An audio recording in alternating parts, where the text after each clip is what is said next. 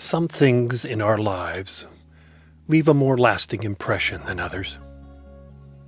Be they happy moments, sad, magical, or just plain horrible. When I was 14, our junior high school held a ice carving competition. It was the height of winter, and 25 or so 500-pound blocks of ice were stood in front of the school for teams to carve. 4 friends and myself came together, decided on a design, and with tools in hand stepped out into the crisp, sunny air to begin our masterpiece. Now, ours was going to be a whale, so for effect, the standing block would have to be laid down to make chiseling easier. Since there were 5 of us, we figured this would be an easy task. All getting into position, the block was tilted and slowly lowered. My friends, 2 to a side, and me at the highest end. It was going all according to plan until the block's center of gravity shifted. The weight now firmly in all of our hands, and no longer in the blocks. Where we thought our combined strength would be enough to manhandle this clear crystal beast to the ground, we quickly realized our muscles and mass no match. Who let go first doesn't matter. It all happened so fast that it looked like to me that they had all just simply let go. I would never get a straight answer out of them as to the truth of this. So there I was, for a fraction of a second, holding the entire weight of the block in my Hudson Bay mittens, not known for their grip. Then, down to the ground, the block fell and directly onto my runnered feet.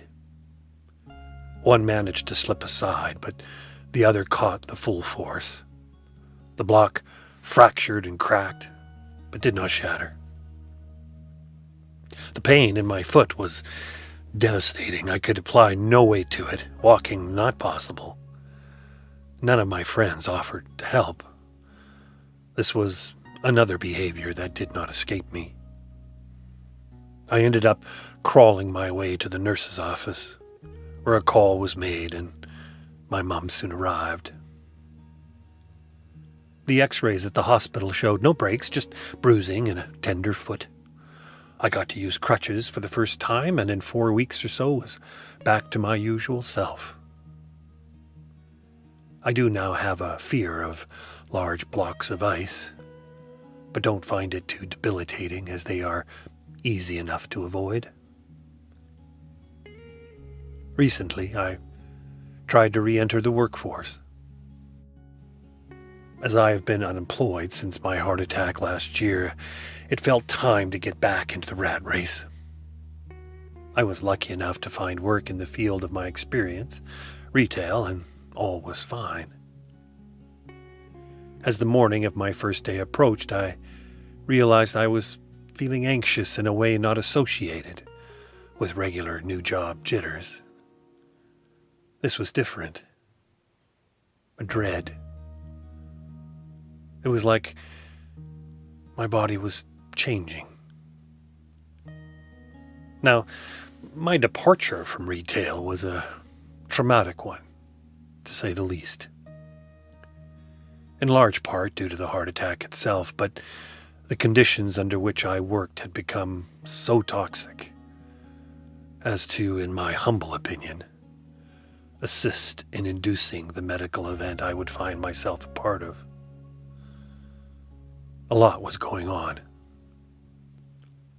and I believe this trauma haunts me still, is part of why my body felt the way it did as returning to retail loomed. Hell, for 5 months after, I would get dizzy just walking into a store to shop. I didn't make it to my new job. Got halfway there and just had to stop. I felt like a failure for a while, but only for a while. I chose a local park and decided to just swing. 6:30 in the morning, sun coming up over the mountains and me swinging back and forth, crying my eyes out, wondering what the future would hold, wondering if I was broken somehow. Trauma does that. I write poetry on Instagram, and there are people there who have become important to me. One knew of my anxieties about work and made themselves available should I need anyone. I did. And they were the biggest help as I swung there in the sunrise. Now, I might never work retail again, and I am okay with that. I think that's part of dealing with experiences you have. Being okay with how they alter your course. Going with the flow, as it were. You certainly don't always have to beat your demons back. Make friends with them. Feed them even. They have a purpose too. Have you had something traumatic alter your life? What did you do?